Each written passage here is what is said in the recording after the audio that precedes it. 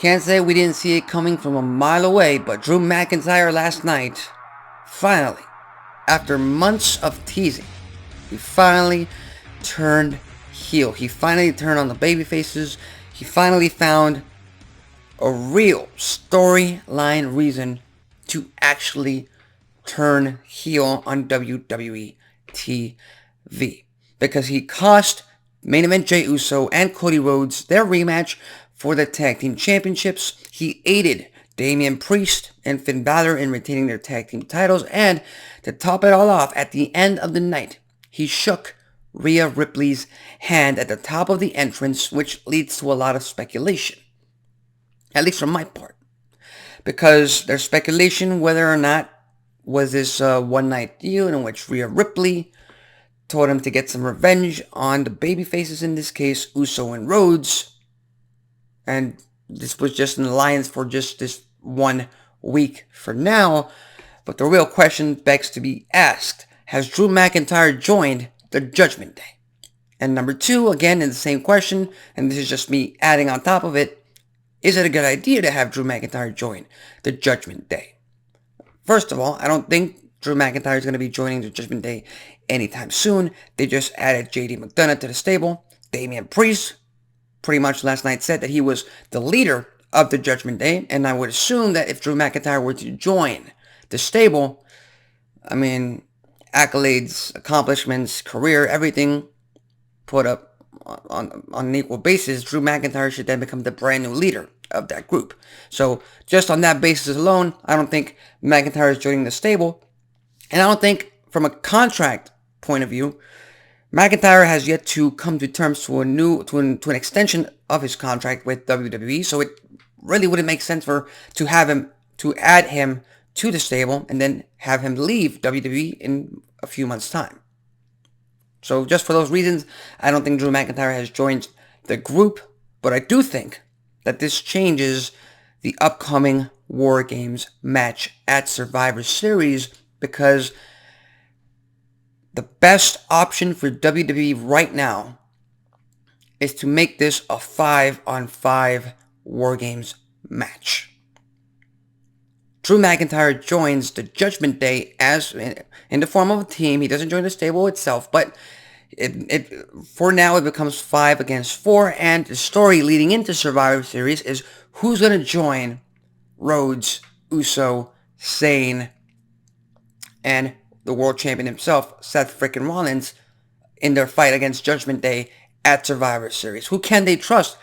Because, last night on Raw, the world champion himself, Seth frickin' Rollins, shook Drew McIntyre's hand just hours before McIntyre turned on 2 of his partners at the upcoming War Games match. So again, there's going to be a lot of tension. There's going to be a lot of mistrust amongst the babyface team leading into War Games, which is exactly what you need in terms of building interest in this story leading into Chicago, Illinois. And I know what you're going to say. It's not going to be CM Punk. I don't think CM Punk is going to be joining this team anytime soon, although it would be a massive pop. It'd be a perfect segue to add him into the top storyline on the Red brand as of this moment in time. There's also an argument to be made that maybe, and I've brought this up a few times on this channel ever since he's been gone, but the Viper himself, Randy Orton, he mentored Cody Rhodes early on in his career, so there's an argument to be made that Cody Rhodes could join the babyface team leading into War Games, and it would be in WWE's best interest to keep it a surprise heading into the pay-per-view. But again, that I firmly believe that with what we saw last night on Raw, turning War Games from a 4-on-4 to a 5-on-5 match at Survivor Series is WWE's best storytelling option to gain interest into the pay-per-view itself, into what's arguably going to be the main event of the pay-per-view itself. Roman Reigns is not going to be defending his title at Survivor Series. Seth frickin' Rollins is going to be involved in the War Games match. We could still see a world title match itself because Damian Priest is still Mr. Money in the Bank, Senior Money in the Bank. So again, a lot of layers have been added to the story of the Judgment Day and Rollins and McIntyre.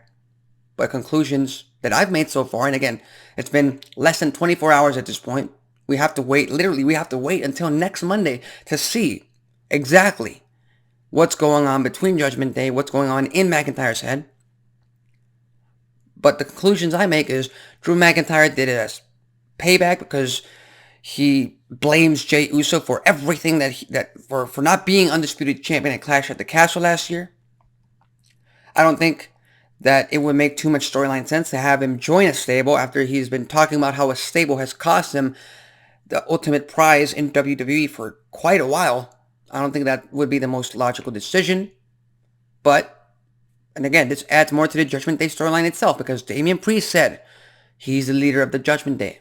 Well, Rhea Ripley, mommy herself, is behind the scenes, moving parts, calling shots, and I seriously doubt Finn Balor and Damian Priest knew that McIntyre was going to get involved in their favor in the tag team title match last Monday night on Raw. So again,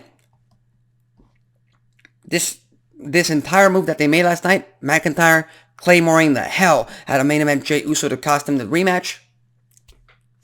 It's the best way to lead into next Monday night on Raw and then furthermore into Survivor Series. Those are just my thoughts, and I'm fully interested in what's going to go down next Monday night on Raw. So with that said, what are your thoughts on Drew McIntyre turning heel last night on Raw, costing Rhodes and Uso the tag team titles in that rematch?